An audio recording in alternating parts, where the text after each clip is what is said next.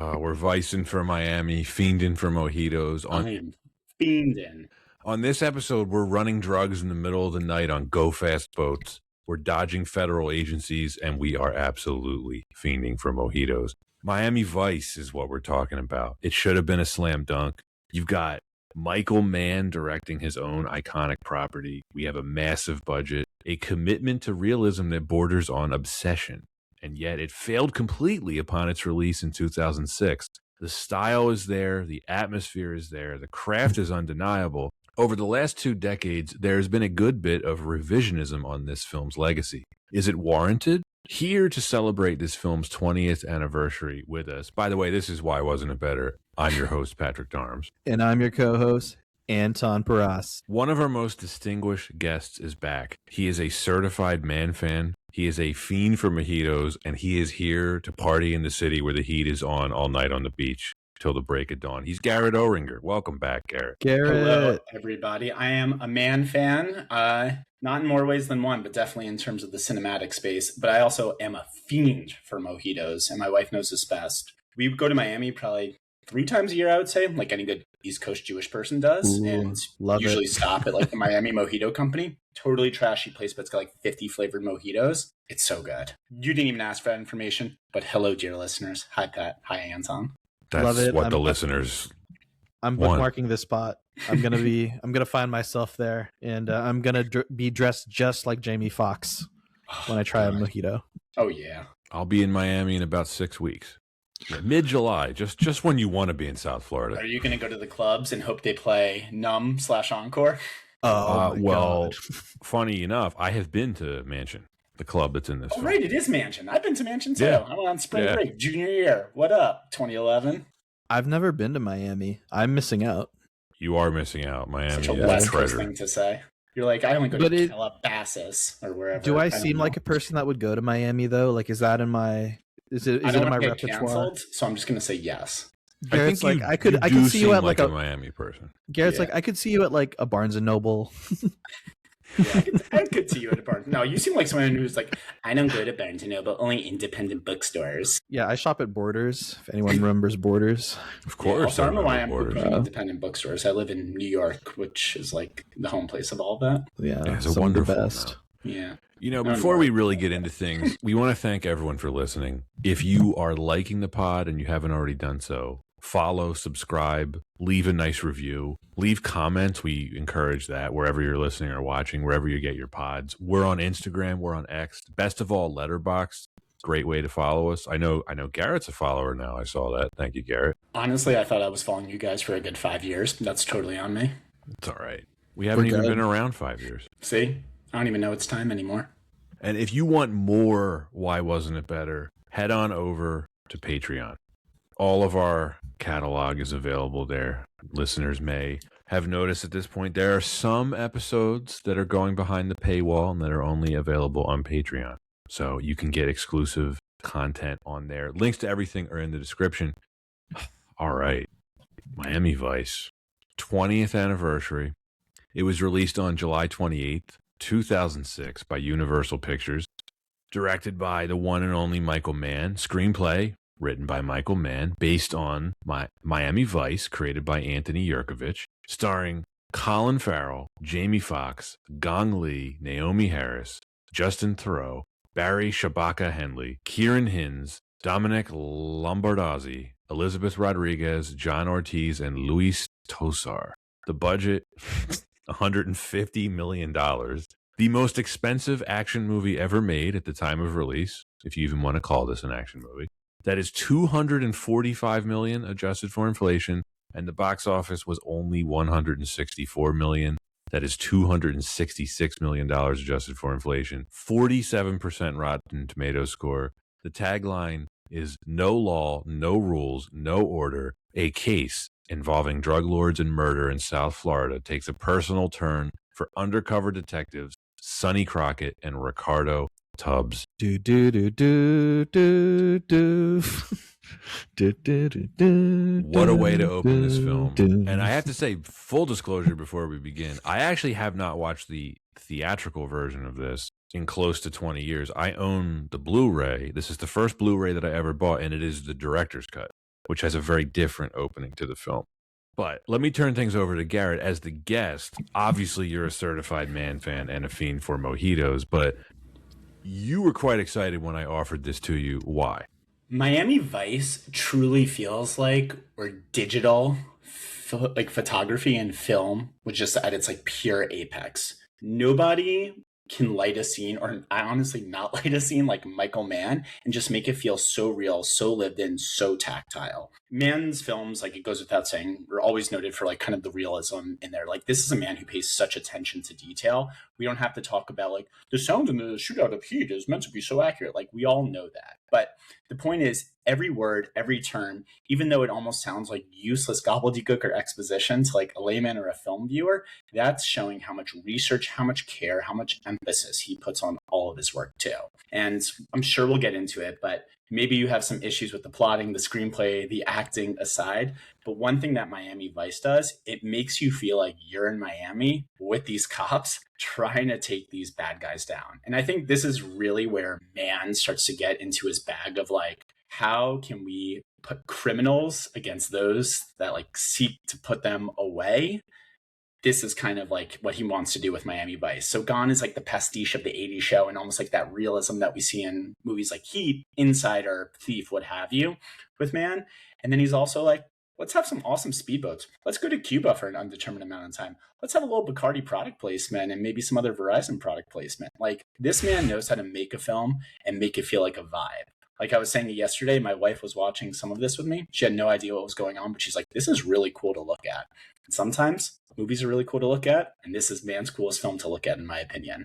Did you see this in the theater? Yes. I'm trying to think. Yeah, I was 15. Yes, I remember sophomore year of high school. I was like, yeah, like I want to see like Miami Vice. This feels cool because this was also coming off the heels of Grand Theft Auto Vice City a couple years ago, which I made my parents buy me as like a 13-year-old kid. Right. So I was like, oh, this will be like the film version of Grand Theft Auto Vice City. It was definitely not that. So I think after rewatching it yesterday, a better appreciation for the film compared to 15-year-old Grand Theft Auto brains me seeing it for sure. Did you like the show? Had you seen it as a kid? No, I'm not going to pretend to, but I definitely love the whole vibe and like the 80s pastiche of everything Miami growing up. So it was like in the lexicon of my brain, but definitely not something I would claim to watch.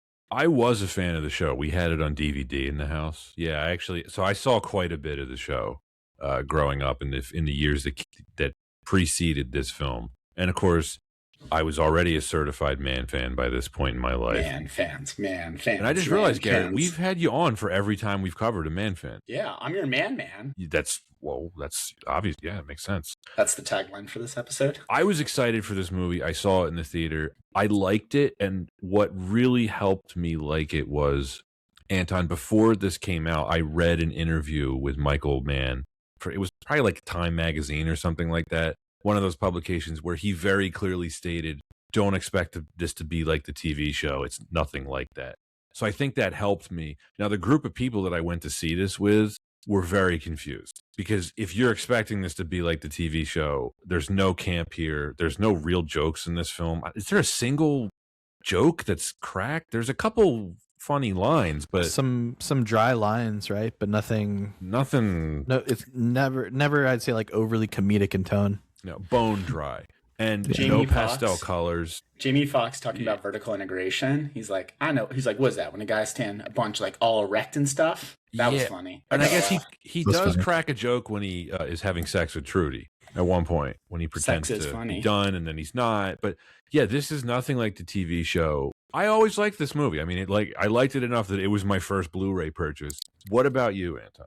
With this movie, I saw it in theaters, and I had to give it a rewatch when it was out at my local library on DVD. It's another place that you'd probably likely find me, that in like math school on Saturdays. Support your libraries. Yes. And my Miami Vice connection was definitely from a very different route. I didn't watch the show growing up, but I knew of its cultural significance because of a different show. I Love the 80s on VH1. I don't know if anyone remembers that show, but it was a really cool show because it does give a bit of a look into what was a pop culture icon in the 80s, and that really included Miami Vice. So I get the gist. I know what the importance was. I have since seen Miami Vice, the series, and I can tell you it's from I'd say like a high level view, looks very different, but the Miami Vice DNA is very, very strong between the show and the film, and we'll dig more into that. But yeah, That's a great point you're making. All the DNA is here, even if it doesn't visually resemble the TV show. And by the way, I do want to say about the TV show, there are many episodes that are quite dated and silly, but there are many episodes that actually look pretty awesome. It had a huge budget for a TV show in the 80s, and you can tell. One thing that they talked about was how much attention went into just making the show look cool. Yeah, because it was an opportunity to really sell music, new bands, what was popular, fashion. It was like an experience show. It was a vibe. Just giving a hint about this Miami Vice. Won't be the first time you hear the word vibe mentioned on this episode. Yeah, this is a good background movie for me. I put this on quite a bit to like cook or clean if just, we all have movies like that. Because, let's face it, the plot, you don't have to pay attention to it. You can kind of just fade in and out with your attention.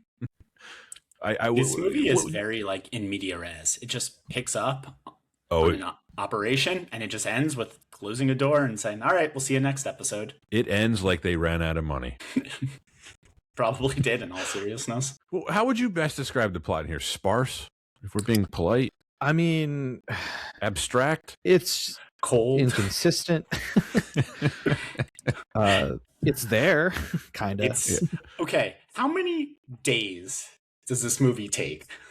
If you had to say, like, this movie starts in, like, June and ends in July, like, I don't, there's no way to say that. Like, they go to couple Cuba, weeks, maybe? They go to Cuba for I don't know. Like happy hour, and they're there for 5 days. It's like, how long does this all take? Oh, you mean the sex trip? Well, the sex trip, but also the movie Cuban sex trip. Yeah. I mean, the sex trip plus. It's like, gun to my head, say, when did this movie take place and how long did it last? Maybe it had to have been. I'm guessing it would have had to have been the same month because you don't see seasons change. It seems like a pretty. You don't see seasons change in Miami. Yeah, well, that's fair. See, someone that just hasn't been to Miami, I just don't know these things. When does it snow? When does it snow? It doesn't. Probably in a few years. See, okay. Don't worry, I'm not that ignorant. I know. If it gets below 60 degrees, people freak out. If it gets below 60 degrees, iguanas go frozen. Yeah, pretty much. Yeah. No, I think it has to be a couple weeks because they're not running drug loads every week, right? That's a good point. I don't know. Maybe I think they do say they're running it once a week. We're getting bogged down here. I opened Pandora's box. Okay, yeah. Let's get through this production history.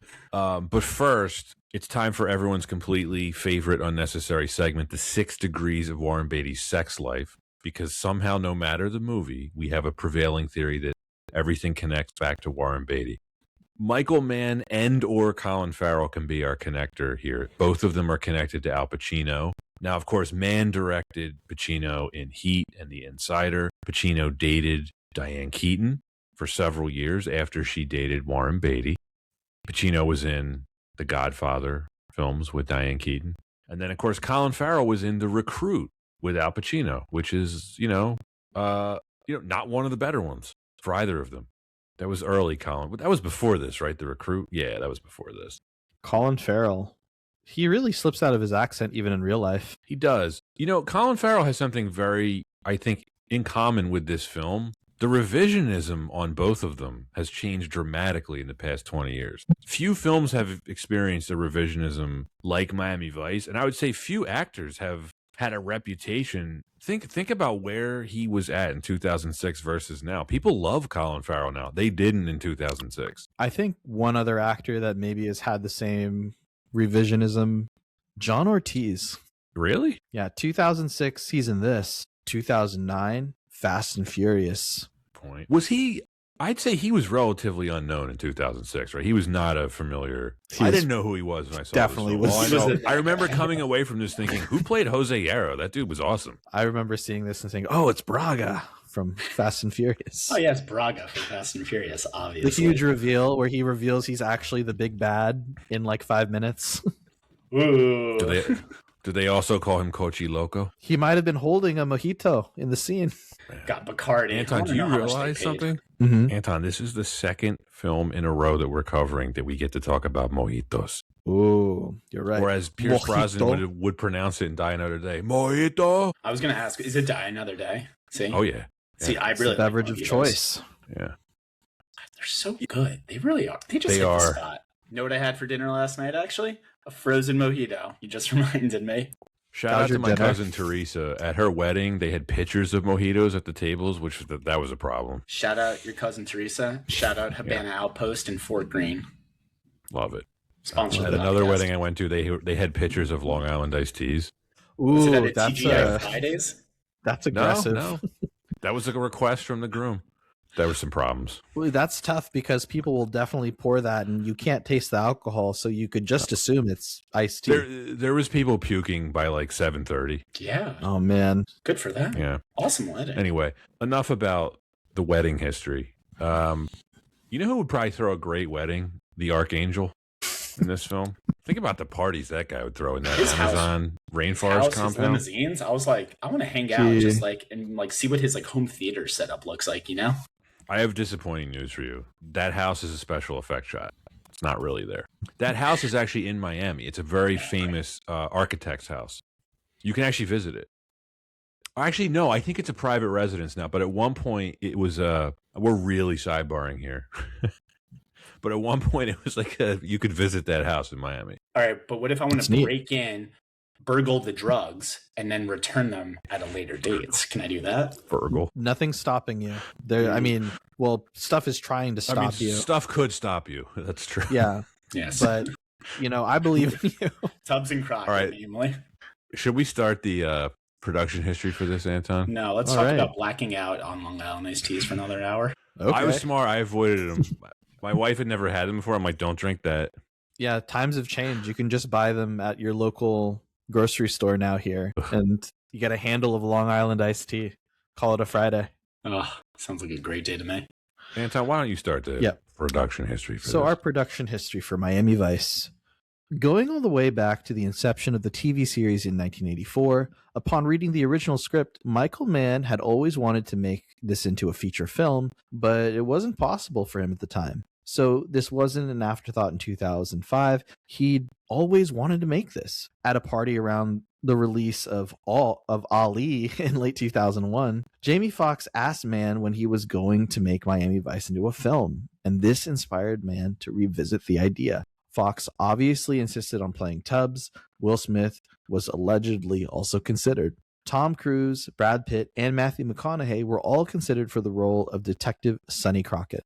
Don Johnson was asked who he would pick to play Sonny Crockett. Johnson suggested Colin Farrell. To prepare Colin Farrell for his role as Detective Sonny Crockett, Mann took him along on what were thought to be a real drug bust undertaken by FBI drug squads, though these were later found to have been staged. Farrell reports being scared for his life. So Farrell admitted to to Total Film, quote, "I didn't like it so much. I thought it was style over substance, and I accept a good bit of the responsibility. It was never going to be Lethal Weapon, but I think we missed an opportunity to have a friendship that also had elements of fun," end quote. He later admitted to battling with substance abuse issues during filming and barely remembers any of it. Edward James Olmos was offered to reprise his role as Castillo, but turned it down. Naomi Harris was working simultaneously on this and Pirates of the Caribbean Dead Man's Chest. All of her scenes were shot on weekdays. She would take to a shuttle airplane to St. Vincent and shoot her scenes as Thea Dalma on weekends. Like Mann's prior film, Collateral, most of the film was shot with the Thomson Viper film stream camera, while Super 35 was used for high speed and underwater shots. The film was shot on location in the Dominican Republic, Uruguay, Ciudad de Este in Paraguay, and South Florida. Uruguay locations include the seaside resort Atlantida, standing in for Havana, the old building of Carrasco International Airport, and the Rambla Waterfront Avenue in the old city of Montevideo. I like the flavor you're putting on this, Anton. Sure. Go ahead, Pat. Please continue. So the rest of the production was troubled enough that is going to be our first discussion reason. Mann described shooting in high-def digital as, quote, Difficult for the cameraman because it's the inversion of shooting on film. On film, you use lights to illuminate areas that are dark, and you try to protect the blacks by making the blacks stay black. In high def, it's the inversion, where you're trying to protect the whites so that they don't clip. And there's quite a difficult learning curve. One of the things that attracted me to using high-def digital video was the promise of the kind of burnished, sun-baked imagery I could make in daylight. My ambition was to try and generate a big distinction between what people remember from the television series 20 years ago, in which Miami was a much smaller city, to the world of Miami that we'd find today, which is muscular, and that difference in Miami is a dynamic city. But I wanted the theatrical experience of seeing the movie to inject you without any preload right into their Saturday night, end quote. And I'm reading these long quotes because I worked very hard on them. I was listening to his director's commentary on the Blu-ray, and I was pausing constantly to write all this down. So you're going to hear it whether you like it or not. For any film heads out there, and if you're a certified Mann fan, chances are you've heard it. He gives amazing director's commentaries. He's very dry, and he goes into the detail that you would expect him to. But if you have any interest in listening to commentaries, Michael Mann gives some of the best ones. Garret, I know you've heard some of them. Don't pretend like you haven't. Yeah, you're giving the. This really stood out to me when he was talking about adapting the series to the modern era. He kept mentioning the idea of what he called cultural memory. The show, as it exists, means different things to different people, and that's something people need to be conscious of if they're just turning into like a beloved show. And that's why he didn't want to just do some variation of the TV show. I thought that was really interesting on his part, because that's one of the questions about this movie is like, well, why is it so different from the TV show?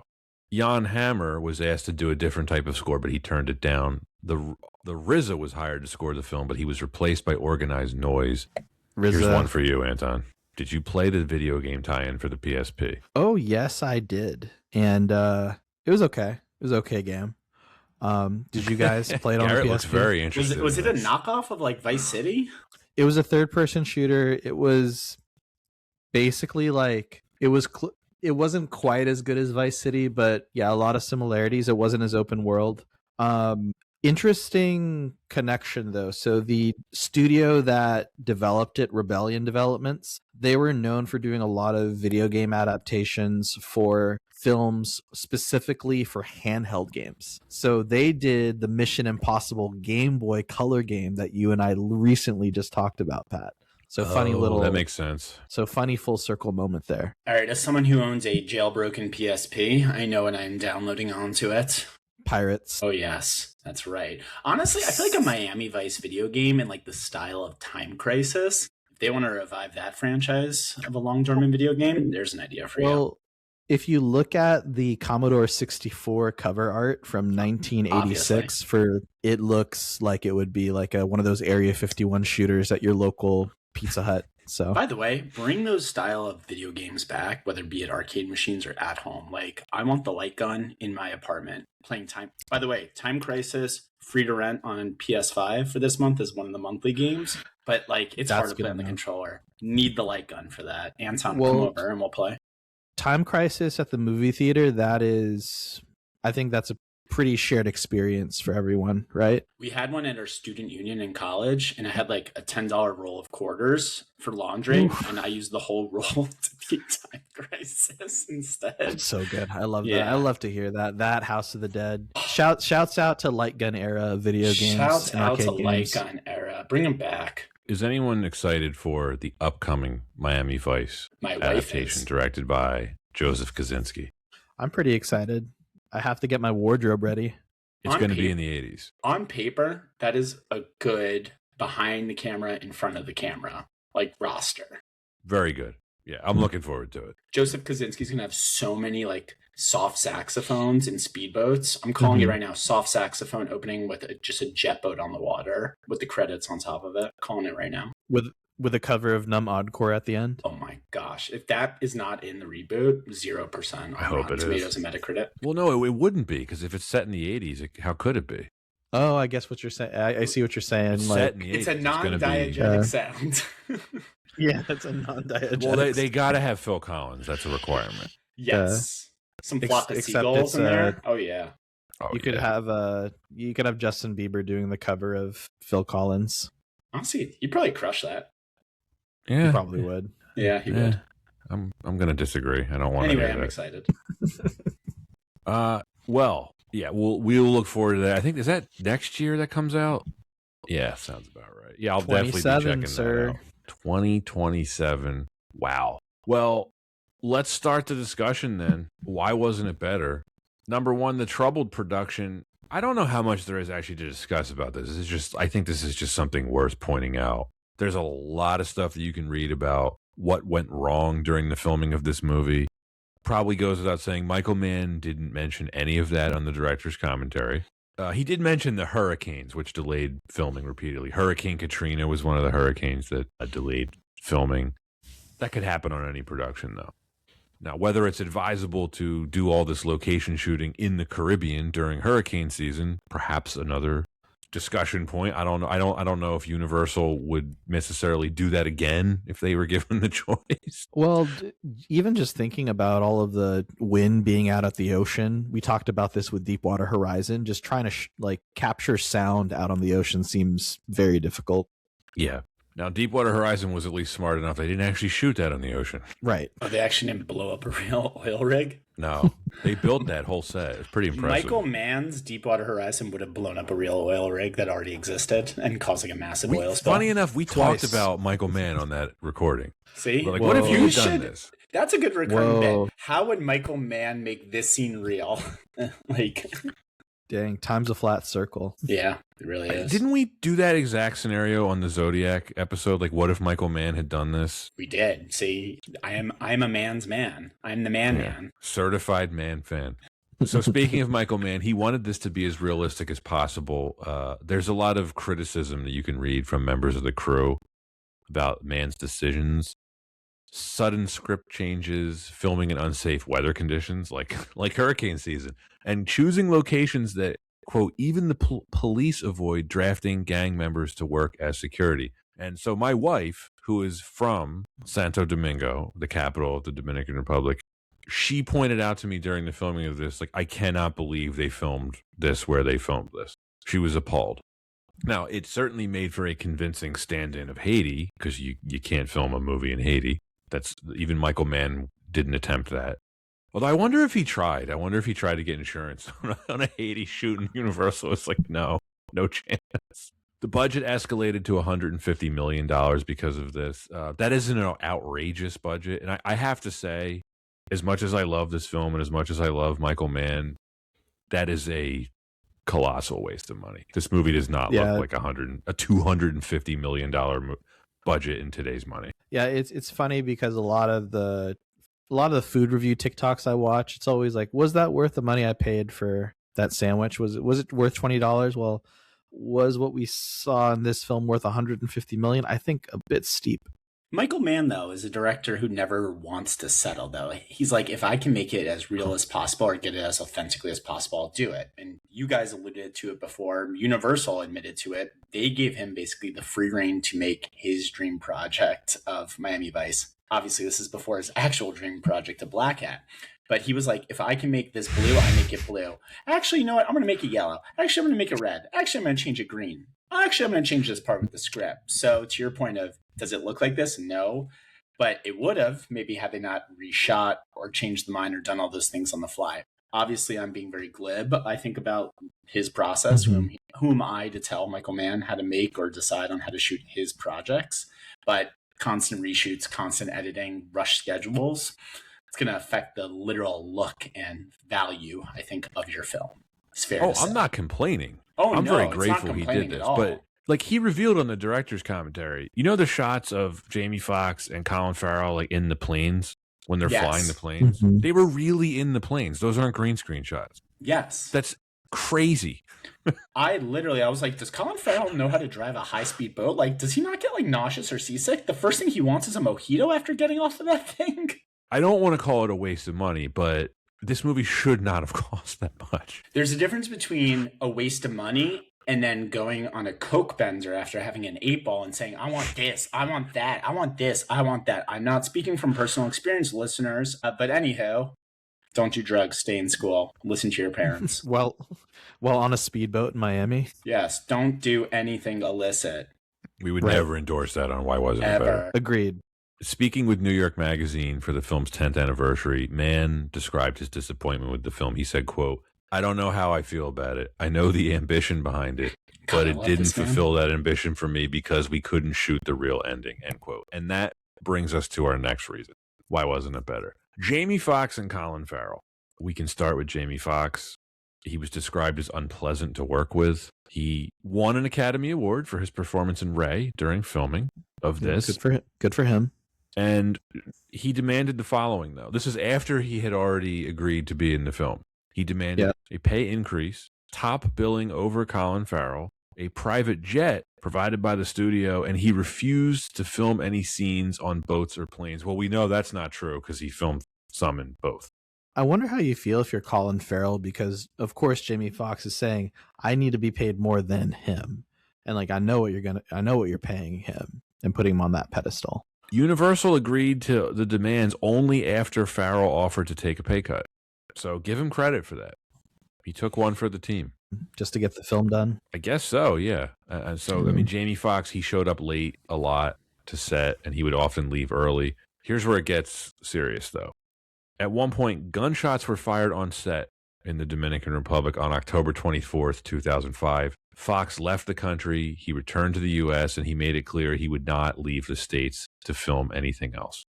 I would feel the same way if I were him. I understand that. Yeah, I don't know if I'd hate to be labeled as a prima donna because I was feared for my life. That's important. I mean, I would say all the other stuff, prima donna-esque, but yeah. Like I said, this all feeds back to like what my wife said. She's like, I cannot believe they filmed there. That's crazy. Well, the whole thing was Michael Mann literally came out and was like, you bet it was dangerous. Like he's quoted as saying it about the production, having private security forces with you and your crew around the Dominican Republic. Gang members. Yeah, exactly. Who are probably very aggressive. Wants in us their to own feel way. real. Yeah, Exactly. While he's ripping cigs. Do you think there was a meeting with studio executives and they're like, look, we're concerned about the gangs? He's like, don't be worried. I hired them. But Tom Cruise Don't worry. needs to work really hard to get his insurance on films. Man's like, yeah, the local Dominican gang will help out with Colin Farrell and Jamie Foxx. Well, the biggest consequence of Fox refusing to leave the States is that the original ending, which is going to be set at the Archangel's compound in Paraguay, it was rewritten to accommodate Fox's demands. So the ending we got in the film was kind of a backup plan. And at least one crew member later stated that the ending that we got was dramatically inferior to the one that was originally intended. And it's kind of a shame because Foxx and Mann did some great work together between this, Collateral, and although I don't really like the film, Foxx is really good in Ali. Yeah. And this was the last time they worked together. It's kind of a shame. It is always very interesting to think that Foxx was the bigger issue on set versus Colin Farrell, kind of coming off the heels of his alcoholism. I mean, he did get sober, Colin Farrell, in this year, but he was the well-behaved one on set by all accounts. I wonder if he was like hiding it. The issues of I guess mean? it is different set of issues. Whether you're maybe if you're showing up late for set, it's not such a good thing because you've been excessively drinking as an alcoholic. But I do think that I don't know which one I'd rather have to work with on my set. Someone that needs a private jet or someone that I don't know if they're still in their trailer asleep. Well, what I want to say about it, and I don't want to make light of this at all because the addiction stuff is quite serious, and I'm really glad that Farrell was able to kick it. It wasn't just alcohol; it was pills and stuff. But if either of us know, if like I've known some addicts in my life. I've actually worked with some addicts. Sometimes you don't know, so that's why I was like wondering this. It's like was he hiding it? I don't know. It's not always obvious. He could have been. Think about it. He could have been early every day on set. Who knows? No, that's a really good point. But either way, I will say Mann got the best out of both these boys. I think they're good. I don't know about their chemistry together, but well, that's the thing. You don't believe that they're friends. They really don't have a lot of interactions or scenes or talking about their history with each other. They're very flat characters. I always found, so this is how I interpret it, and this is why I liked it, was whenever dialogue was presented between our leads, it isn't fluffy stuff. It isn't. That's a good point. It's straight to business, as though we're just entering another day in their lives, which is exactly the kind of film this is. Like, you are on the drug raid, you are investigating the scene, you are questioning our suspects. And I feel like just being placed directly in like that, from that perspective, of course the dialogue wouldn't fit. Like, they're friendly, the work that they do is really high stress, so I felt like the chemistry felt effective from that perspective. I agree, Anton. Yeah, you're 100%. It does feel natural, and it's kind of like our chemistry together hosting this podcast. Like, I'm going to trust you if you, in the middle of a recording, just need to go off to Cuba to bang some Chinese drug accountant lady. I don't question it. Yeah. I never have, nor will I ever do that. I'm saying that on the recording now. But you don't even need to tell me what Colin Farrell tells Jamie Foxx, which is, he's like, I know what I'm doing. He just mumbles it. There's a lot of mumbling here. This is a great movie with subtitles, that is for sure. This is Miami Vice Marble Mouth. Miami Marbles. All joking aside, Anton, I do agree with you. I do like their performances in this. Mm-hmm. And it does feel naturalistic. That's what you get from a Michael Mann movie. I want to get back to Anton's point about kind of the implicit understanding between the characters. I think that's actually something that does work in the favor. A lot of people, I think, especially when this movie came out, the movie was presented as it's cold, you don't understand the characters' motivations, the backstories, like their friendship. They seem very like at odds with each other, not partners. But to Anton's point, it's like they know each other so well. There's just such an implicit understanding that there is no fluff. It cuts off all the fat. It's tough, though, watching a movie, which is such, a dramatized version of what you would think this is in real life, that you, the viewer, might want more of it. But it goes back to how Michael Mann is such, a realist with all of these things. He's so pragmatic. He's like, these characters wouldn't talk like that. They wouldn't crack jokes. Like, they're in such a Sisyphean task of taking down the drug trade, which they know is not going to happen. And they end up back where they start in this movie, basically not catching the bad guy, or Angel disappears without a trace, essentially. But you are right, Anton. Like, these guys are best friends who know each other like the back of their own hands. And there doesn't need to be that spoken word because they have that unspoken bond. Hard to maybe see as a viewer of a movie, but, put in a different medium. Yeah, I love, no, I think that's great commentary. I think that there are other films that have shown how relationships develop and how lead chemistry can really grow, or even how it is there in the first place. I'm thinking of an adaptation of another 80s TV series, 21 Jump Street. And I think like that's a really good example of like, you get 10 minutes, you understand why the leads have such a great chemistry together, and it feels really natural. I think in both cases, it's just different ways of telling the story, and this feels much more natural to Mann's style of expression with this film. One final thing I want to say about Farrell. I briefly mentioned this earlier, but it's worth pointing out again. The reevaluation of him as an actor has changed so much over the years. I think it worked against this film in 2006. This came out right after that disaster, Alexander. He was really seen as like tabloid fodder. Now, admittedly, some of the personal stuff that he was some of the stuff that he was going through in his personal life didn't help things, but there was a lot of backlash against him. I including myself included. I didn't take him seriously as an actor in 2006. The big turnaround for him would come 2 years after this with In Bruges. Mm-hmm. That was the first time I was like, "Oh, Farrell, something's going on here." And then over the years, I've come to reevaluate his performance in this film. I appreciate it much more now than I did then. Are you saying you're not a phone booth guy, though? I was gonna say Phone Booth was Phone Booth rips. Pretty underrated. I didn't like that film. I didn't like The Recruit. I didn't like him in Daredevil. He's okay in Minority Report. It's okay. The height of Colin Farrell's Colin Farrellism. Horrible Bosses. That was way after this, though. Yes. Yeah, it was. He is awesome in Horrible Bosses. I love Phone Booth. He's great in Horrible Bosses. Also, I think he's really matured as an actor, which I'm sure is in part due to him cleaning up his act. Would you say he is the sweatiest he's ever been in this movie? Because there are some shots where he's just soaking through shirts. Yes. Ugh. I could just hear him grunting.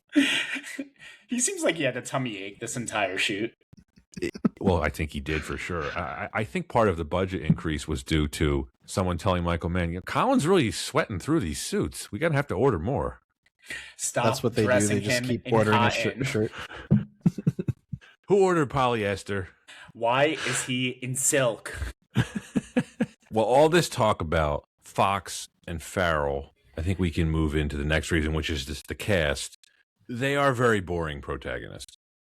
I mean, you know nothing about them. Now, you don't know anything about anything in this movie, so I think it works. But if you want character development, which is something you do get in a lot of Mann's other movies, Heat has very rich characters.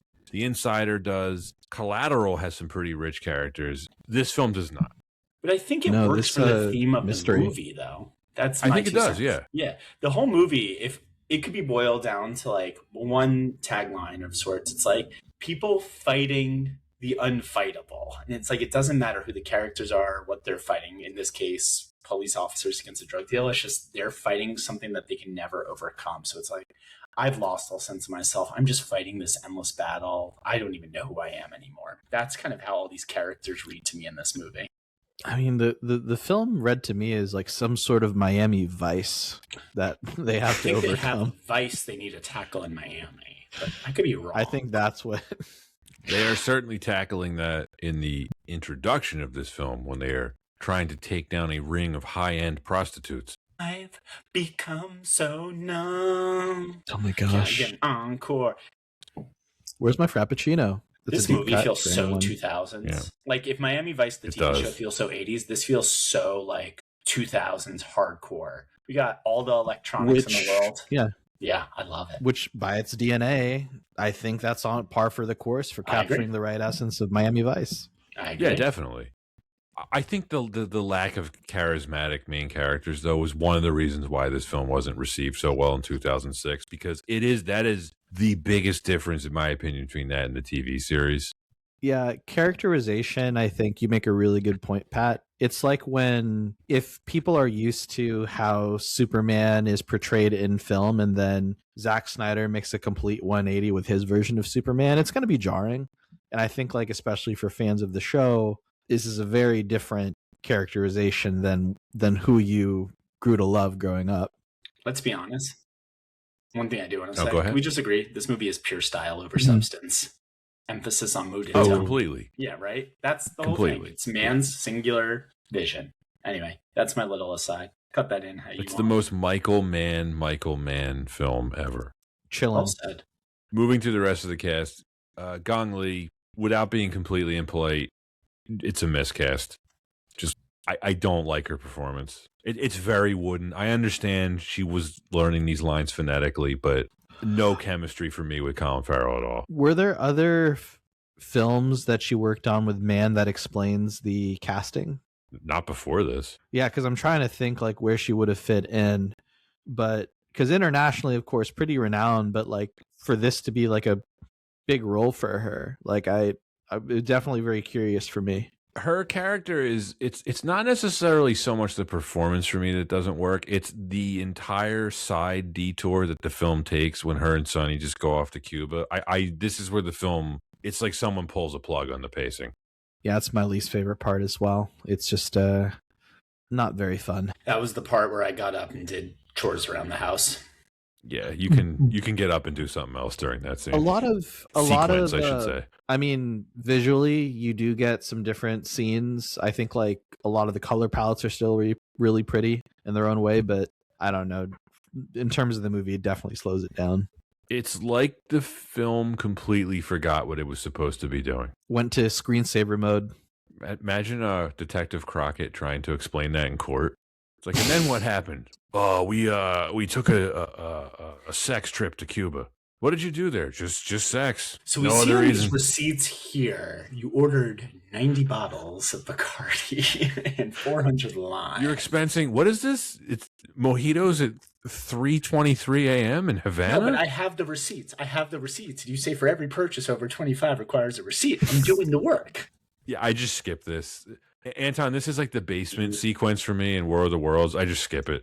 I don't blame you. I think it is probably the most skippable scene. What is it, 20 minutes of the movie? 25? It's a chunk of the film. It's a big chunk. My I mean, biggest you could argue word building. My biggest hang up with that scene, though, later when when John Ortiz basically reveals, he's like, that doesn't look like a friendly dance to Archangel about Colin Farrell romancing Gong Li. Did he not think it was weird when she was gone for 4 days in Cuba or however long it was? I think 4 days. Did they have clothes? Where did they get clothes? Where did they get anything? Oh my God, nothing makes sense to me in this Well, they go to her movie. house. Right. They do go to their house. But like, these are specifics I don't need to know, but that's all I could think about during this scene. it's not good. It's not great. Is this better now? It says you're on mute now. That's better, Yeah, right? is this Maybe. better? Okay. Maybe. Yeah, that's better. Yeah, it's Time Warner like switched me back to my slow network like automatically. I don't know why that happened on my computer. Sorry about that. This should be better now. This is better. I'm here. All right. Okay, you dropped for a second. Hear me? I know. Yes. Time Warner like switched my network brands. I'm like, all right, this should be good now. Yeah. I was saying probability is like gravity. You cannot negotiate with gravity. Yes. Same with Time Warner Spectrum. You can't negotiate with them on good internet You can't connectivity. negotiate with them. You know, when it comes to the cast, like I like the cast without liking all the performances, if that makes sense. Justin Theroux is like a great little like key check in this. You're like, every time he shows up, I'm like, oh yeah, you're in this movie. Huh. That was a funny line about wanting to watch the Marlins on plasma TVs. Yeah, maybe 6 lines. Like Eddie Marson with one scene. Why cast Eddie Marson in that role of all He's actors? great. See, he's one of the things that reminds me of the TV series. Yes. He's the campiest character in the film, in the best way. Yes. Why is this happening to me? He's this English character actor. They have him doing a Creole accent. I love it. How's your Creole, Pat? Not great. Jamie Foxx's Creole is great, though. By the way, let's talk about one great acting scene. The pizza gambit is a great little bit of acting, and then the shotgun blast through the door audibly said, fuck yeah, to my TV during that. Forgot how great that like little stretch was in the movie. Oh, the hostage rescue? The hostage rescue is just, that's all gas. That no is breaks. taken right from the TV series. That is an episode of the series. Great job lifting it from screen to that screen. Whole stretch. So that whole stretch of the film with the wire bombs that go around the person's head, that's right from the TV show. It just really shot very differently, right? Shot very differently, yeah. But that whole subplot about drug lords capturing people and taking them hostage to get people to do their bidding, that's from an episode of the TV series. I honestly thought multiple people died during that scene. Like, those gunshots look so real, and like people are like moving with force. That's what Mann does best, better than anyone, man. It's gunplay. John Ortiz gets like Jackson Pollocked on the wall with his death scene. That weapon, which Mann explains in the director's commentary, is based on a real thing that apparently this guy did in the Vietnam War, which is he took a grenade launcher and instead of using a grenade, he took the casing and filled it with buckshot. That's where he got the inspiration for that. The only word that comes to mind, chaotic. Right. Maybe my favorite performance in the film, Ortiz's Yarrow. Super slimy, super dangerous. I'm non-sarcastically saying I think it's like an Oscar caliber performance. I think he's amazing. He's hamming it up in the best sense of the word. He's perfect. But this is what I'm trying to like make clear. If anyone's like, oh, this isn't like the TV series, like those kinds of characters are from the TV series. Yeah, but I think it's the stylization that people are saying feels different. But I think I totally agree with you. This is something that is a parallel to the series, just done in a different way. And I think that's a great type of adaptation. They also call me Cochi Loco. That means crazy pig, because I run security and counter intel. I get people to tell me what they don't ever want to say. And I have eyes everywhere. That part of what I do, you never want to find out about. Other people negotiate money and go, yes, no, maybe so, not me. Love that monologue. I love all his lines. The whole thing at the end, too, when he's got Isabella, when he's like, oh, yeah, she mine now, Mano. Maybe after this we catch a movie and grab a bite. I'm like, yes, please keep going. I love it. Please keep going.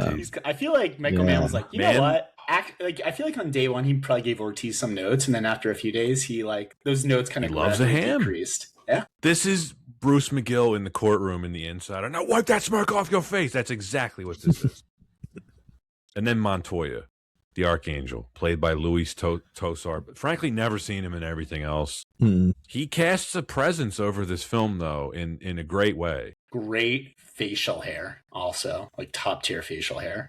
Properly built big bad. Yes. He's very much the Emperor to Yaro's Vader. Yeah, it's a great use of building up how much of a threat he is with not overexposure. What's the trope for that? The man behind the man. He's a good one of those. Yeah, he's Blofeld. Ooh, Guy pulling like, the strings. like Dr. Claw in Inspector Gadget. Precisely. Exactly like Dr. Claw. I think my favorite scene in the film is probably when they meet him in the SUV and they don't even get a word in. He just does his monologue and nods for them to leave. They don't even say anything. I don't even think Montoya blinks during that scene. He is just staring like ice into them. And even like he makes them like look and feel small. Again, mood and tone. Man's a master of it. I'm now wondering, so the original ending, which was supposed to be at his compound, I'm assuming it would have involved him getting killed or arrested. But this actually, what we get in the finished film is far more realistic because a guy like the Archangel, he's not going to get caught. It's also a good bookend to the beginning because Neptune also gets away too. So it kind of goes with the theme of the movie of we're just fighting an uphill battle and we're trying to do what we can. And it's all just in the face of despair. The guy in the beginning gets away, the guy at the end gets away, but we live to fight another case, essentially, is how my takeaway from that.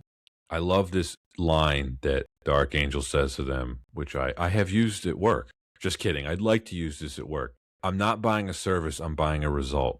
I really should have said that more when I was on the buyer side of like products at work. God, I really should have said that. It's such an amazing line. Damn it. That is such a good line. Yeah. There are some real good like lines and monologues in this movie. Elizabeth Rodriguez, when she's talking about like putting a bullet into the back of the guy's neck and you won't even feel your finger twitch. It just feels 2,700 feet per second. That is just such a cold line. And I was like, yes. I was like, shoot him now. I want to see this. She's underused. Trudy's underused. Naomi Harris, who also gets to cook in a couple scenes, but you know that's something.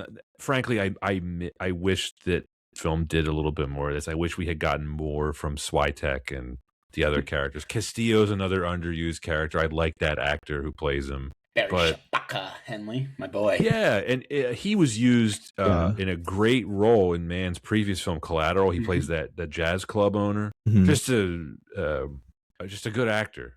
Great cast, underutilized. And then, I mean, he was not that well known at the time, but Kieran Hins is, over the past 20 years, think about his body of work. Steppenwolf and Justice League. Yeah. That's TV what I thought of. I was going to say TV fans, of course, remember Game of Thrones. He's amazing as Julius Caesar in Rome. He's an Oscar nominee now. He was nominated for Belfast, the Kenneth Branagh film from a couple years ago. He's another one of those actors, just any role he's in, I like him. He's Irish, and he's played all these different nationalities convincingly. He played the Russian president in the very shitty Ben Affleck film, The Sum of All Fears, based on the was in a Tom Clancy film, but he's novel. really good in that role. He was in Road to Perdition. Yeah, Finn McGovern, he plays in Road to Perdition. Yo, that movie, we got to cover that, Anton. That's like perfect for why wasn't it better. That's like one of my favorite films, Road to Perdition. Underrated, right? It doesn't really get talked about. Very good movie. It's a different era, different setting, like Lone Wolf and Cub. It's just fantastic. Why don't more people talk about that? That's Sam Mendes directing. That's a great cast with Tom Hanks and Paul Newman. Paul Newman's last film appearance, I think. Yeah. Amazing Thomas Newman score. The score to that film is gorgeous. That film needs to be talked about more. I love Road to Perdition. Well, it's on our list to cover. We'll get to it. Garrett, thoughts on Road to Perdition? I like it. Saw it when I was 11. Couldn't remember a thing about it because that's not a movie for an 11-year-old to see in theaters. But I was like, Did you? It's not. No. Did you read the graphic novel? Can't say I did. Yeah, I read the graphic novel. That was based on a graphic That's novel? like a great dad movie. I mean, the movie is about fathers and sons. Let's be honest. My dad's like, "You're coming with me to see Road to Perdition." And I'm like, "Can I just see Agent Cody Banks like a normal 11-year-old?" Yeah, there was Road to Perdition. There was the graphic novel. I also remember around the same time, A History of Violence was also released, and that was also came from a graphic novel. I watched that movie with Cronenberg my dad movie. on DVD when I was like 16. Not a good decision. And you were like, "Whoa, that's way more sex than I thought was going to I happen was in this like, film." yeah, I was like, all right, Maria Bello. It's like my dad was like, I don't think you should be watching this. Let's watch Eastern Promises. That was during Cronenberg's revival too. He was just he did what he ripped off like that in Eastern Promises. It was like just bangers. And was just like, yo, Vigo, can you like just turn it up a notch in both these films? Hey, He's Vigo, like, I got you. Hang dong and stab some people. Yeah, I He's need like, you to do yes. this entire fight sequence completely naked. I mean, if Vigo's one like, person sure. could convince me to do that as an actor, it would be David Cronenberg. Love David Cronenberg. Big Cronenberg guy. Love And him. his son. So back to Miami Vice. One thing which is a flaw in this, and we can talk about this later in the story. At no point does this seem like actual police work to me. A lot of acronyms, not a lot of police work. Yeah, I was trying to figure out with Google and ChatGPT like how realistic this was, and the answer is like apparently not very. The police don't really do stuff like this. They don't go on sex trips to Cuba. They don't steal drugs and then give them back to drug lords. Well, I am rescinding my application to the academy today then. By the way, I have a tip for you. Anyone going to a club or a bar like in Mansion, don't order a mojito. Bartenders don't like that. It's the muddling. It's just it's so annoying. Now, you could get a pre-made mojito, but that's not what you want. I was gonna say, what are the rules again for drinks you absolutely don't order after a certain time? Like Bloody Marys, don't order that after like 7 p.m. Right.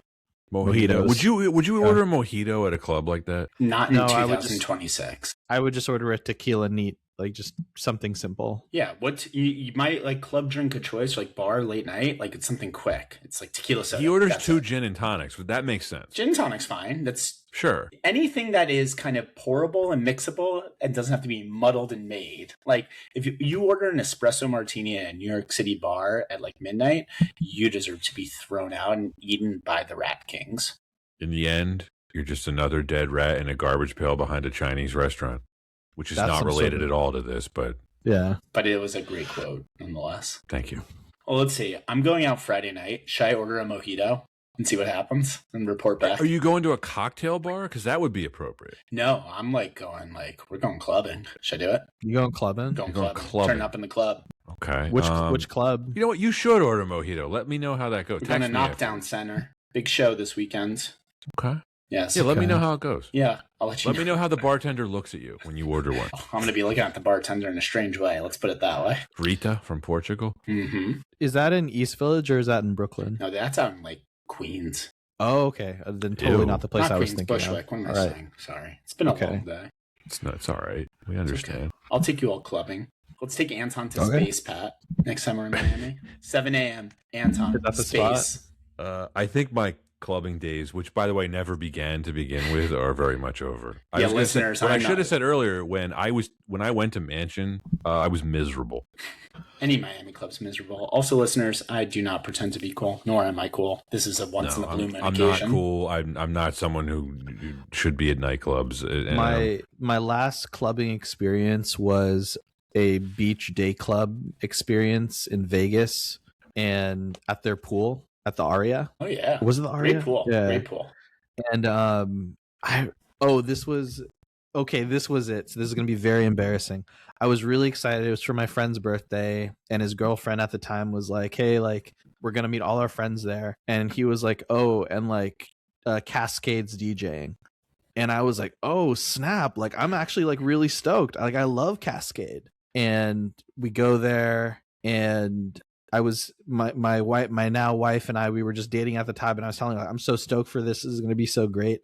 Then the music actually starts, and I'm like, wait a minute, this isn't who I thought it was, because I thought it was the same DJ that now I realize it was Cascada. Like 'cause Every time we we touch, touch, I I get thought it a was that feeling, DJ. and every time we kiss, I swear. So I that's can how much fly. of a geek I am, that I thought that was the DJ that was going to be at the day club. That could have been way worse, man. You could have like fallen asleep and like pissed yourself in the Aria pool or something. I thought that's No, where the I just story got a was going. sunburn and paid for like $50 chicken tenders. That was my day. sounds about right. Anyway, welcome to Why Wasn't It Better, where we talk about how not cool we are. Getting back to Miami Vice. Getting back to Anton, something I cool. got- Yeah, Anton, I got a good one for you here. Okay. So we get 2 sex scenes in showers in this film. That is the equivalent of 2 blimps in A View to a Kill. It's true. One sex scene could be classified as a blimp. The other one could be classified as an airship. Take your pick. There we go. Gritty and real. A little too long on both of them, I think. Very gratuitous. uncomfortably long. Yeah. Not a lot of kissing. Also, I know that sounds weird to criticize. We don't have to get into how I think sex scenes should be shot, but it was very like mosaic. One of them had like soft porn music, and the other one had Audio Slave, right? Because that's always what you want to hear during a sex scene. So much Audio Slave. I counted 4 Audio Slave needle drops, which again, never complaining. R.I.P. Chris Cornell. But I love Audio Slave. A lot of Audio Slave needle drops. I questioned Mann's choice. We talked about this on the Insider podcast. Some of his music choices are a little sus. You're like, huh? I respect it, but I'm not sure about it. 2006, Michael Mann's though, directing the scene. 2006, though, great year for Chris Cornell between all the needle drops and this, plus, in my opinion, my favorite Bond song. So, hey, you know what? Cash those checks. Incredible. All right, the last reason, which is the story, which is a pretty lengthy reason here. We can cover a lot of stuff here. Anyone who tells you this is nothing like the TV series is wrong, and they either haven't really seen the TV series or they haven't seen this film or both. This is such a seedy Nokia wave look at international drug trade. I love it. You mentioned this earlier a couple of times, Anton. Visually, yes, it does not resemble the TV series, but there's a lot of Easter eggs from the TV series that are here. I'm fine with it. Because if he had tried to do the campy pastel stuff in 2006 and said it in 2006, I don't know how it would have worked. Yeah, it was something that we talked about before around the DNA of the film really matching with the DNA of the series, and that the series at the time was, we are cutting edge, we are what is cool, we are setting the tone for great music, great fashion, cool cars, Miami, like we are really going to get people just hooked on the coolness factor. And it did that while being the embodiment of the 80s. Now, this is a film that is just capturing that same thesis, you could say. Like, we're going to be cool. We're going to capture the aesthetic of the time. This, like, you know, Garrett, you had said it, like, this feels like it's in the 2000s. And this absolutely does. Like, in, again, capturing that essence and that aesthetic, while still putting it up against this, like, very gritty setting. So I think that it captures the tone very well. And I have to agree, Pat. I think that if people don't see that, maybe they're not seeing really too closely to the DNA of the series. My only thought on that, too, like to play devil's advocate, is because of how cold this film does feel. Like we said for the millionth time, this movie starts en media res and pretty much ends. Like, there's really no beginning and end, if you want to say that with this movie, too. So it is, to some degree, inaccessible to you as an outsider. If you don't, let's say, like these types of movies, know Michael Mann's like oeuvre, are familiar with Miami Vice, the TV show, it feels almost very disorienting trying to get into this movie, too. So while we can say, the plot is bare and thin, so are the characters, this doesn't feel like the TV show, that's one thing. But to you as the outside viewer, if you kind of come in with those pre-built expectations or don't really kind of know who Michael Mann is, I can understand why the film was reviewed or received that way when it came out and why the retrospective is a bit more favorable. So again, not so much disagreeing with Anton's points, but rather just trying to see it from that other point of view. No, totally. I think that's a good point. I've never seen anything quite like this film, how it just drops you right in, sucks you right out. You'll often hear this described as like $150 million art house film. That's pretty accurate. The plot, we said sparse. Now, I think objectively, and because my wife can testify to this, having tried to watch this with me the other night, the plot is really hard to follow. Especially without subtitles. Yeah, she's like, what's going on? What are they talking about? I'm like, I don't even want to bother explaining it. Yes, it's as good as mine. I think this is my biggest problem with the plot. There is no explanation for how this quote unquote investigation would result in arrests, like let alone a trial. I mean, just it's total nonsense. We never find out who the mole is in the beginning, also. Nope. People aren't caught. They're not discussed. Not important, apparently. We never see any comms between Crockett and Tubbs with the actual PD to understand how the investigation's working. It's just kind of vibes and, well, let's just do what we do and go blasting. And then I was blasting. Pretty much, yeah. That is exactly what I was going for. If you catch this on like the 5th rewatch, Fujima, the FBI agent played by Kieran Hins, it does seem like part of the mission just becomes him trying to cover his own ass. Yes. So then, but that leads me to the question of why are Crockett and Tubbs even bothering to do this if it's never going to result in arrests or a prosecution or something. Like, do they just enjoy it? We know Sonny enjoys it. Maybe a little too much. Dude, they just have that dog in them. They do it for the love of the game. Something like that. But it goes back to that point. Crockett does it for the Cuban Chinese. Yeah. Well, they just know that they're fighting an uphill battle that they can't win. But Pat, that's actually like a great point. It's like they contact Kieran Hines when they're like, hey, one of your guys, like he's a mole. Like you should probably figure that out. All right, bye. We'll see you later. But then they just decide to dive headfirst into it. For what reason? We don't even get confirmation if Trudy survives. We think she's going to be all right, but they don't even answer that. Why did Jamie Foxx not walk out with her of the house? He's just like, all right, you good? Like, I know you were tied up and beaten, but you good to walk out? You hang out here for a bit. Yeah. Hey, Naomi Harris, I know you've been tied up, beaten. You probably can't even walk right now, but you good? You're like, I make sure the dead white supremacists don't go anywhere. Yeah, exactly. You got it, Trudy. You're good. I would actually argue, not only is this faithful to the TV series, this movie is only for real fans of the series in addition to Mann fans, because a lot of scenes in this movie are actually just reused. I mentioned the kidnapping thing.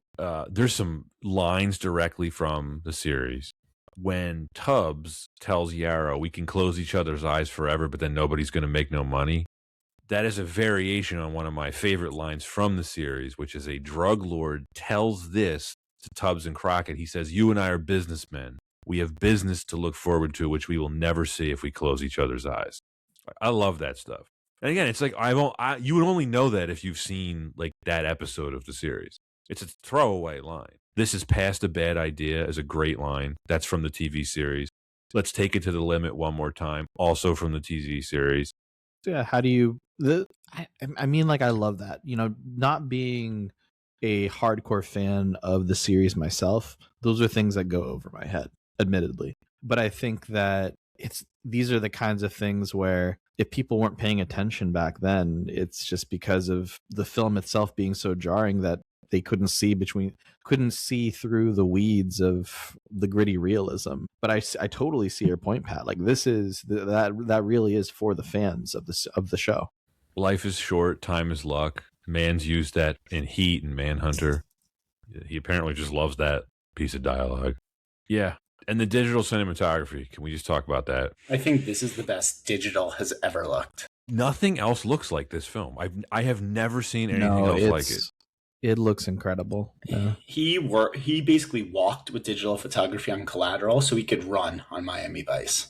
Yeah, that's a great point. Same DP. Shout out to Dion Beebe. Anton, we were talking about him on Chicago. Mm-hmm. Really talented cinematographer. Garret, he won an Oscar for Memoirs of a Geisha the year before this. He's shot a great one. The great movie, The Snowman. You ever see that? Yeah. That should be one on yours. Oh, it's on our list. Oh, I'm sure. So he worked on Memoirs of a Geisha, which also featured Gong Li. That's right. So, interesting connection. There's our connection. Yeah. I just wrote down Mann and Fincher are the best at digital cinematography. The two kings of it. Can't argue No one that. has mastered it better than them. David Fincher's Miami Vice. That's a movie I would watch too. I know I talked about see Michael Mann's Zodiac. I also want to see David Fincher's Miami Vice. Now that would be a fun movie. Actually, that would not be fun at all. What am I talking about? It would be a great movie to watch, though. I mean, this movie's not fun. There's nothing fun about this movie at all. This is not like listeners, if you haven't seen it, when you think of a shootout in a film, this is not a fun shootout. No, but watching a .50 caliber just basically explode a body and a car, that's fun.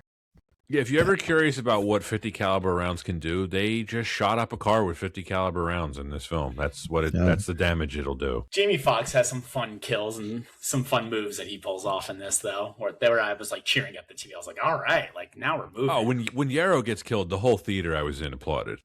He went flying. He did.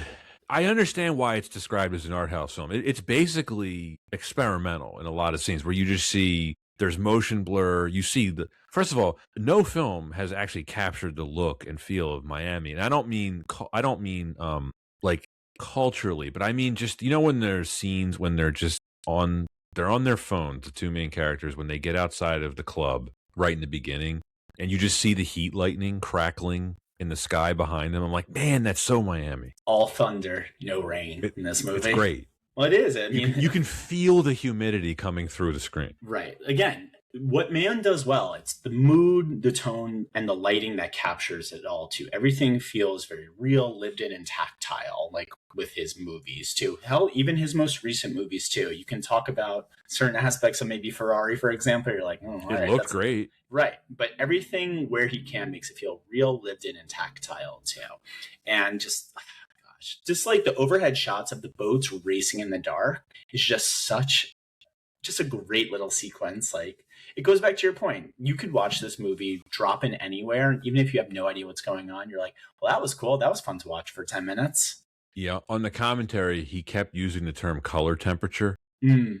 He said if a scene looked foreign, then he succeeded. For example, he's like, I wanted Paraguayan lights for Paraguay. And it's like, I don't know what that means, but I do know what that means. I know what it means when Michael Mann says that. Yes.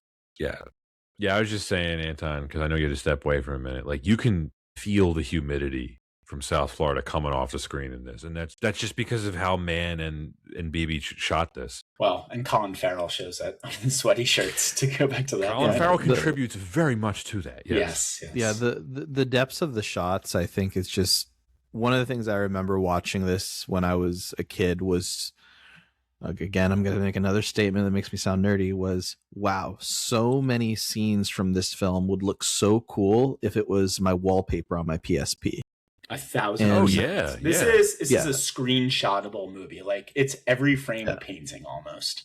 And that's just a part of just capturing this setting. Also, it just felt so... How was this not real, nominated beautiful. for cinematography? Like, what the hell? Yeah, what the hell? Yeah. We're looking it up. What got nominated that year? We'll come back to it. I mean, I think Pan's Labyrinth might have won.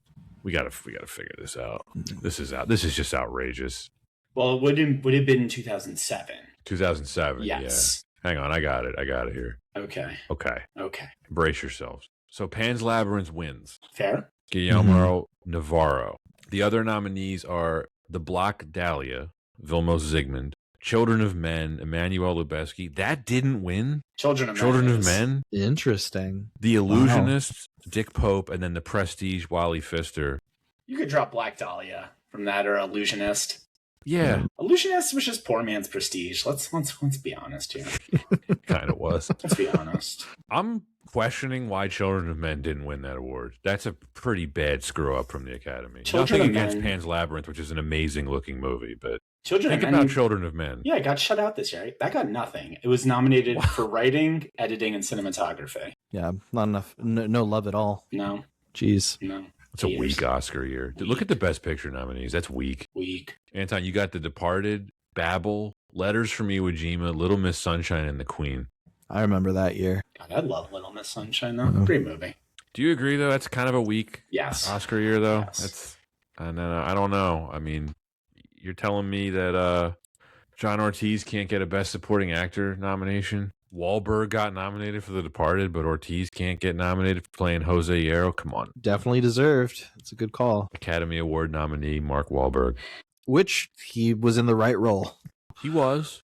Like, I think that was probably the most Mark Wahlberg role. Right city, right profession, right motivation. When I say it's a weird Oscars year, I mean, of all the Departed cast members that got nominated for an Oscar, you wouldn't have guessed Wahlberg was the only one. No. Deserve it. No. Just not expect it. You know what I mean? Yeah. I would have said Nicholson. Ooh. Vera Farmiga. Can I shoot a hot take in here? Mm-hmm. I don't think Nicholson's very good in The Departed. That's fair. I don't buy that he's from Boston in any way, shape, or form. Yeah, that's fair.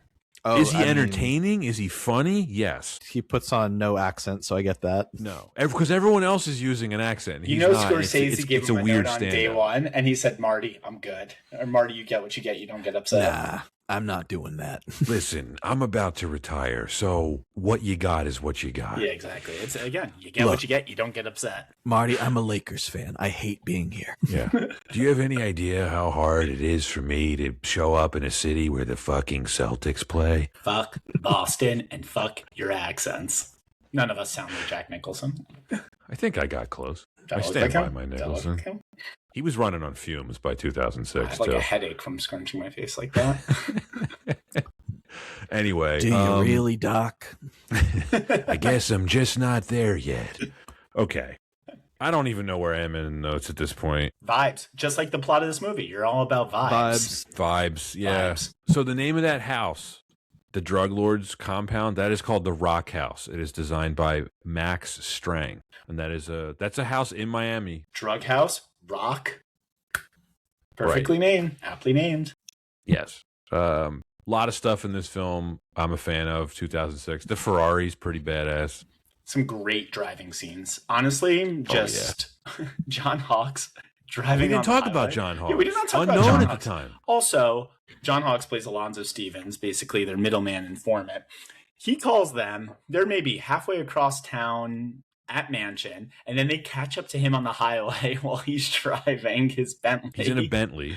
He's in a Bentley. They catch up to him in the Ferrari.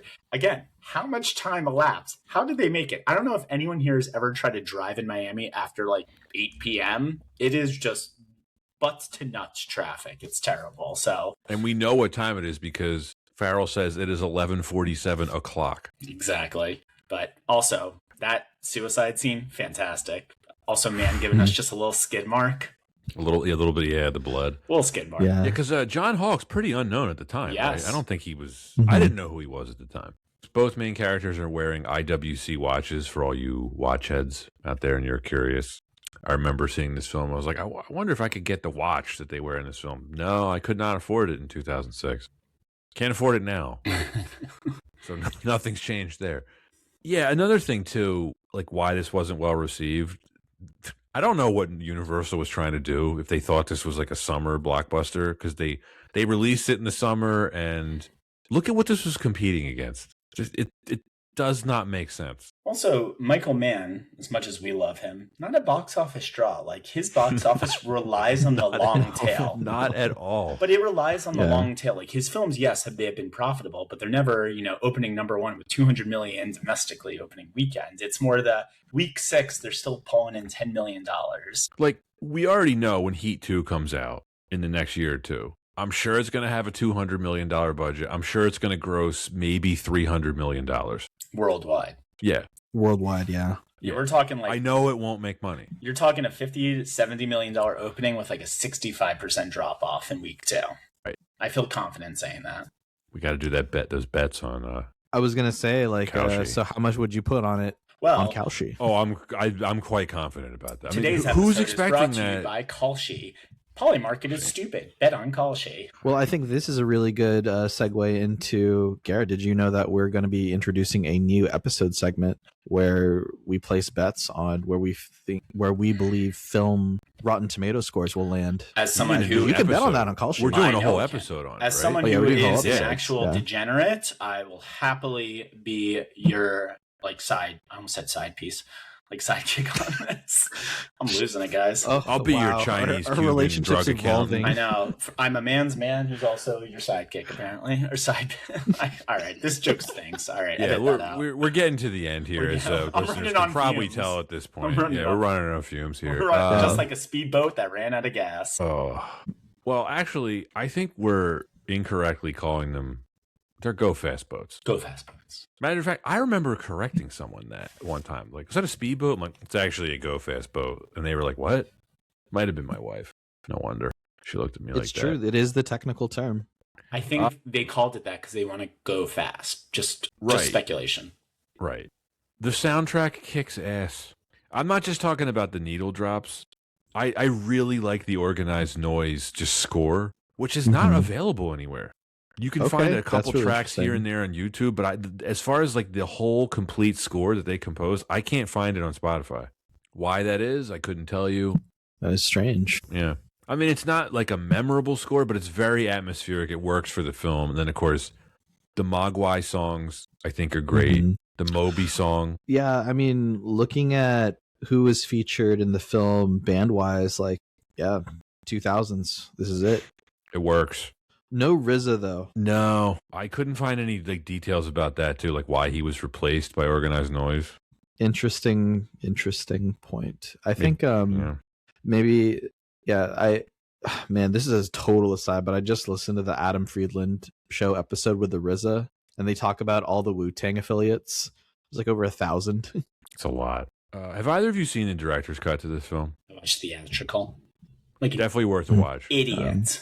Definitely worth a watch. Yeah, I mean, I gotta check it out. I mean, do they have a separate like collector's edition for Blu-ray? Yeah, that's the one I own. Okay, I think I gotta scope that out. Love to pop that into the PS5. Yeah, it's about 15 minutes longer, and the opening is completely different. It opens at a speedboat race, which again, that really reminds me of the TV show. It's like broad daylight, a bunch of speedboats racing. Because remember, the opening credits of the TV show had a boat race featured in them prominently. So that's, I think, another connector here. And then there's nothing like huge that gets added. It's more like he's adding 20-30 seconds to things here and there, just like sprinkled in. But it really does change the film, in different ways. Would you say that there's anything like, is there anything added like exposition, extra dialogue here and there? Yes.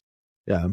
A reason for where we are in the club with Neptune, I would imagine. An actual setup scene. The whole speedboat chase, or not speedboat chase, the whole speedboat race opening sets up what happens in the club. They meet Neptune after the race ends. They're basically Sonny and Ricardo are posing as these high roller speedboat racing team. So they're intermingling with all these wealthy people that live in Miami that just race speedboats for fun or whatever. And that's how they end up interacting with Neptune.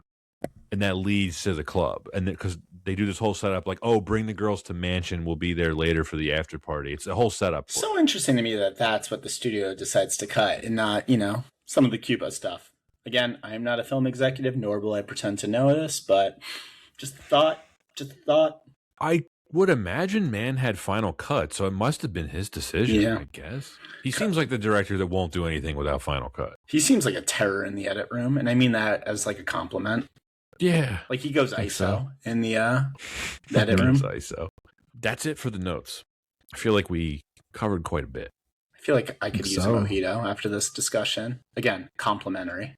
I'm going to need a complimentary mojito. I love mojitos. Really just such an underrated drink. Classic cocktail. Got to have the fresh mint.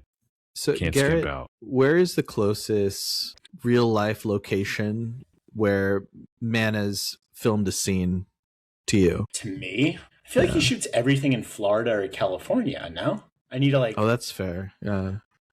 Like, so, what is he actually set in New York? Now, I can give you an answer for that, Anton. The Last of the Mohicans was filmed in North Carolina. I was going to say, for you, it's probably... Love that. Yeah. And then for me, it's Los Angeles. So right. Where was Thief filmed entirely in Chicago? Yes, that was in like Joliet or wherever. Trying to think if there was anywhere else. The Keep is in like Romania. Right. That weird movie. Mm-hmm. Oh, you've seen The Keep? No, I haven't. I should. I know. Don't. Big don't. Don't do it. I don't know. Public Enemies was like the Midwest. I'm trying to think. That was Chicago too, right? Yeah, or like... Where are we on Public Enemies? I'm not really... It didn't work Take for it or me. leave it. I mean, Black Hat's That's like... something... Yeah. Should not have filmed that on digital. It looked weird. Let's see. Now I'm like really trying to think about this. Black Hat's like all Indonesia. So that's not close to me. I wanted to like that movie so bad. It sucks. This is a great digression. And the last one is the inside, which is like Mississippi. Yeah, and then we don't have to talk about Ferrari. So. We already did. I think that was the most episode annoyed I probably sounded on your podcast. I was just like, I don't want to talk about this movie. Let's like wrap it up. We gave it its due. We did 90 minutes on it. We did. Yeah, Manhunter was also Florida. South Florida. Freaking love Manhunter. Eh. Oh, hot take, spicy take. Yeah, have me on not for a fan. Manhunter. Let me just say this. We're not doing that. I thought it was a TV movie when I first saw it. I was like shocked. I was like, this is released in theaters. That's a fair take. Hold on. Let me say this, Garret. It's not that I dislike it. I have heard a number of people tell me it's just as good as Silence of the Lambs. I'm like, okay. No, that is a scorching hot take. You put the crack pipe down. Put the mojitos down. Yeah, it's too many mojitos. But you do get a younger Brian Cox. You do. I don't like William L. Peterson. I think that's my main problem with it. But Brian Cox is a great Hannibal Lecter in that. It's a bunch of TV actors and Dennis Farina and Brian Cox. And Dennis Farina. God. Farina's awesome. Love Farina. Yeah. Well, okay. Ratings, Garret, you're the guest. Do you want to talk about the Knicks first or after we give our ratings? Yes, I would love to talk about the Knicks real quick in a quick digression and just say the last time the Knicks are where they were, I was 8 years old. As Pat One knows, second. This episode will come out well after the finals are over, but I was going to say, I assume that I'm not going to say anything about the series, my hopes, or anything about that. I'm the most superstitious fan. I've been waiting for this since I was 8 years old. I have stuck through the Larry Brown era, the Isaiah Thomas era, the false hope of Carmelo Anthony. I have stuck through all of this. I have waited for Phil Jackson era. Phil Jackson. See, I can't even think about this because I'm such blinded with rage when thinking about the history of Knicks. I was there for Ronaldo Balkman. I was there for the supposed renaissance of Channing Frye, David Lee, and Nate Robinson. I have stuck around through it all. And all I have to say is I am so excited and so proud of my team. And nothing unites New York City like the Knicks. If there's one thing that the 5 boroughs can agree on, it is the New York Knickerbockers. 7th Avenue will burn down if the Knicks win. I might not even be around if the Knicks win after this championship. Listeners, it was great getting to know you. Anyway, I'm just proud of the boys for getting here. Let's go Knicks. I have nothing else to say. Love it. Well said. I hope to see you on that edition of Side Talk. Yes. Oh my God. I have seen them filming Side Talk multiple times after games. I've said, shout out Side Talk to the main guy of it. And he said, what's up, man? As he's like interviewing some crackhead on the street. Those videos are going to go off. I love them. Pat, anything you want to say about the Knicks too before we get No, to I have nothing to add other than win or lose. This it's the best team. Honestly, I think it's a better team than the team that made the 99 finals. As much nostalgia as people have for that team. That was the lockout season. It was weird. Yeah, win or lose, a lot to be proud about with this team. And when's the last time we could say we were proud about the Knicks? Anton, don't say a thing word about you and your Warriors. David Lee? Yeah, honestly, probably. The last time, I mean, yeah, elementary school. Yeah, elementary school. Or like getting stoked on like a Jalen run? No, I don't even know. It's I don't want to say no more because this episode will come out after the finals are over. Exactly. We'll do a retrospective episode, a live episode. Oh yeah. I'll record. The next time you're on, I'll share this.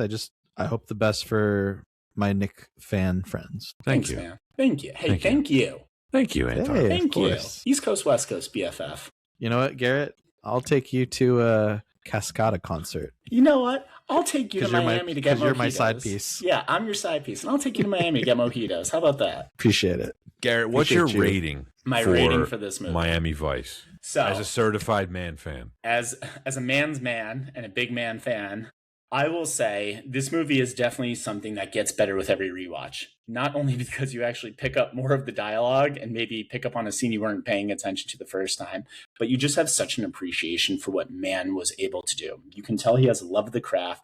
He is someone who is a style over substance person. As much as he pays attention to detail, the one thing he will never get wrong is how a scene looks, is shot, and is composed. And for all the faults of the story, the plotting, even the character development, you can agree that this is a good-looking movie. All in all, it was 2 hours and 12 minutes. I'm including credits in that I was happy to spend in time that I enjoyed spending in this world. So for that, I give it a B. I have to say about this film, it is a Michael Mann film first, Miami Vice film second, which seems crazy for me to say when it's called Miami Vice. I acknowledge this film has flaws. I understand why it failed financially. This was probably destined to just not make money because it's a Michael Mann film. It was probably not something that was ever going to appeal to mainstream audiences. Calling this a $150 million art house film is pretty accurate. It is mesmerizing to me, but in some ways shallow. The plot is mostly nonsense. The characters aren't really developed. I think the performances are kind of all over the place, although I do like the cast quite a bit. Style over substance is the best way to describe this, but that's what makes it a cult classic. This is a classic to me.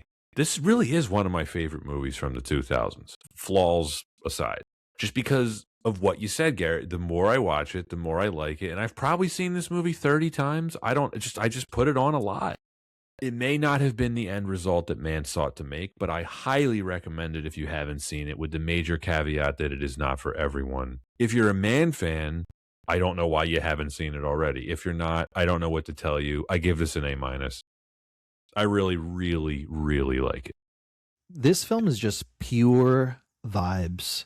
I really appreciate every time I watch this, and it's just so intense, but at the same time there's this balanced harmony of these scenes where we get our characters just surrounded by the vastness of either the ocean, um, drug dens, Miami itself. And I feel like it's so unique in that sense because it's able to capture this beautiful aesthetic while at the same time the gritty realism that's just pure man.